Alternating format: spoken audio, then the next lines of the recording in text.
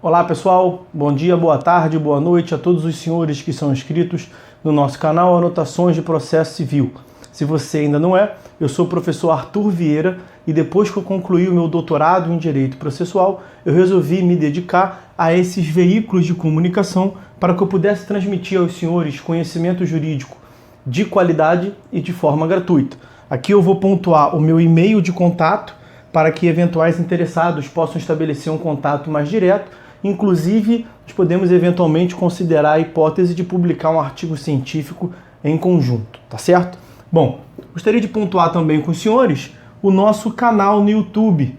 Se você ainda não é inscrito, basta clicar no ícone do livro que fica no canto inferior do vídeo para que você se inscreva. Sugiro também que você clique no ícone do sininho para que você possa ativar as notificações dos vídeos que são constantemente disponibilizados por aqui.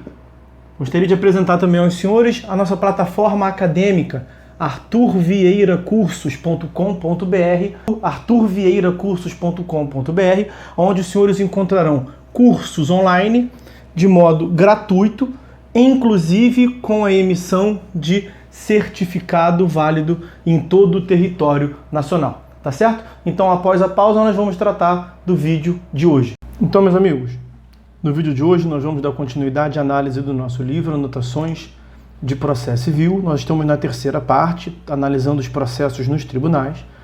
Estamos no primeiro tópico da terceira parte, que analisa o sistema de pronunciamentos judiciais vinculatórios. Vamos tratar desse item que está na tela para os senhores, estágio atual da arte, a aproximação entre as tradições jurídicas. Nos últimos vídeos nós analisamos a formação e o desenvolvimento tanto do Common Law quanto do Civil Law. Nós veremos, portanto, agora a aproximação entre essas famílias jurídicas, tá ok? Conforme exposto, há relevantes distinções jurídicas entre as tradições jurídicas do Common Law e do Civil Law, proveniente das circunstâncias culturais e políticas diametralmente contrapostas. Mais uma vez, ainda aqui em âmbito inicial, eu relembro aos senhores, recordo aos senhores que o texto conta com diversas notas de rodapé, como essa aqui de número 344.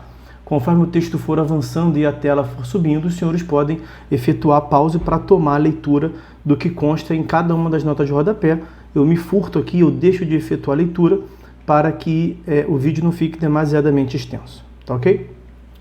Bom, com efeito, enquanto a Revolução Inglesa assumia um caráter conservador, pretendendo manter o sistema jurídico vigente com a promoção de necessários ajustes ao modo de exercício do poder pelo monarca, especialmente sua submissão ao direito comum, formado conjuntamente pelos legisladores e juízes. Exemplo paradigmático deste cenário foi a edição em 1689, portanto apenas um ano após a Revolução do Bill of Rights, que estabeleceu proteção à pessoa e à propriedade, além de garantias processuais, tendo limitado sobremaneira o poder do soberano. Na Europa continental, a seu turno, a Revolução Francesa almejou a substituição do status quo, desconsiderando-se o passado, e acabou por ocasionar a queda do monarca e a instituição de um novo regime jurídico construído pelo poder legislativo, que desponta como um novo centro irradiador de poder do Estado, a Assembleia Soberana. Os revolucionários pretenderam concentrar todo o poder da Revolução, essa Revolução Francesa que estamos vendo agora, no parlamento, utilizando-se das concepções da teoria da separação de poderes e do princípio da legalidade, limitando ou mesmo retirando os poderes do judiciário, tendo em vista que os juízes estiveram ao lado do monarca nos seus atos autoritários, o que resultou no sentimento de profunda desconfiança em relação a este poder do Estado. Dessas distinções históricas resultam significativas diferenças entre as principais características destas tradições jurídicas. No Common Law, o direito sempre foi construído judicialmente, de onde se extrai seu caráter eminentemente prático, ao passo que nos sistemas da tradição romano-germânica, a construção do direito efetiva-se pela edição de leis, atos normativos gerais e abstratos, emanados do poder legislativo com base no saber jurídico transmitido pelos eruditos das universidades, sobressaindo seu caráter dogmático. No que concerne à natureza da função jurisdicional, o Common Law assume a teoria constitutiva, apesar de uma variação entre esta teoria constitutiva e a concepção declaratória dos primórdios do seu desenvolvimento. Atribui-se aos julgados, nestes termos, uma ampla liberdade interpretativa quando da construção do direito. No Civil Law, por sua vez, a concepção amplamente dominante é aquela da mera declaração da norma previamente estabelecida pelo legislador, vedando-se aos juízes que interpretem os textos das leis incidentes ao caso concreto. Como o judiciário sempre esteve, na França, ao lado do monarca na defesa dos seus atos arbitrários e abusivos, os revolucionários desconfiavam que sua atuação tenderia a interpretar as novas leis sempre de forma contrária aos interesses da revolução recém-implantada. Daí decorre a utilização da estrita separação de poderes de cariz montesquieniano, afirmando-se que os juízes deveriam atuar nos processos como seres inanimados, limitando-se apenas a declarar as normas que eram contidas, prontas e acabadas, no texto da lei, aplicando-as de forma mecânica nos moldes da escola da exegese, pois o direito era concebido unicamente como a própria lei. O stare decisis, teoria que defende a obrigatória observação dos precedentes, foi formulada para que se concretizasse a certeza do direito, a tutela da segurança e o tratamento igualitário dos casos submetidos a julgamento. Estes valores também estiveram presentes no Civil Law, mas a sua implementação se deu de forma distinta, pela crença na completude do sistema, pelo movimento de codificação do direito e pela consagração da ideia de que todos são iguais perante a lei. Esta concepção do Civil Law, baseada na estrita e rigorosa separação de poderes, não resistiu às diversas mudanças que ocorreram na seara jurídica após o advento do constitucionalismo, do pós-positivismo e da nova visão atribuída à hermenêutica, provocados, em grande medida, pela crescente internacionalização cultural e comercial, frutos do processo de globalização.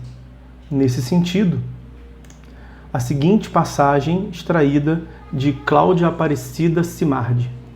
Esse sistema jurídico baseado em normas codificadas, pretensamente fechado, acabado e autossuficiente, não teria como controlar e antecipar todas as contingências do mundo empírico. As sociedades se tornavam cada vez mais complexas.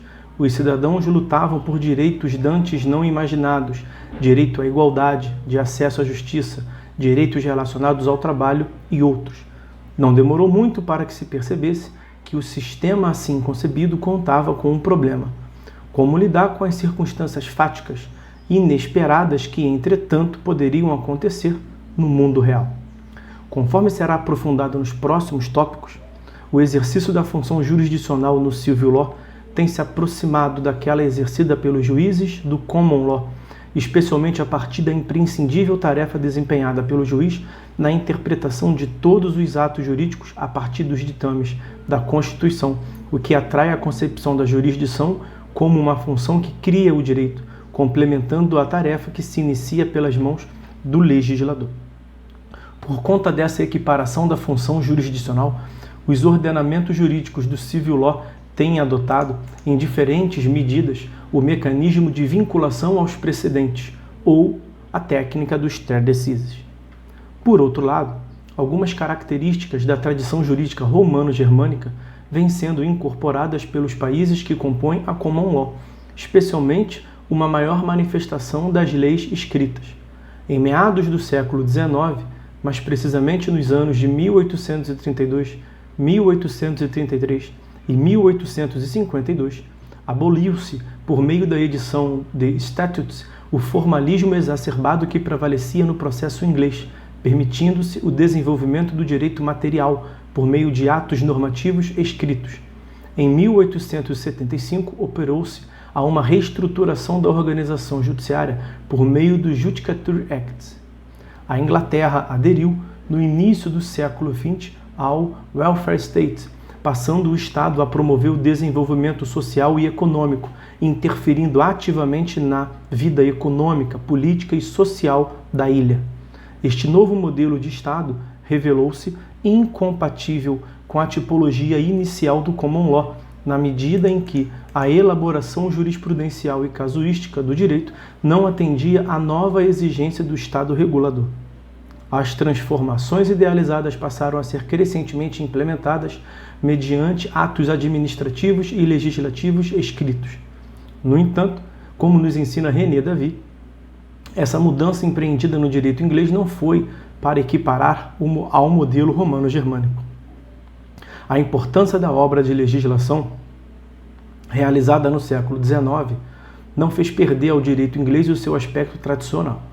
Não intervém nessa obra de legislação nenhuma codificação concebida à maneira francesa, e o desenvolvimento do direito inglês mantém no essencial a obra dos tribunais.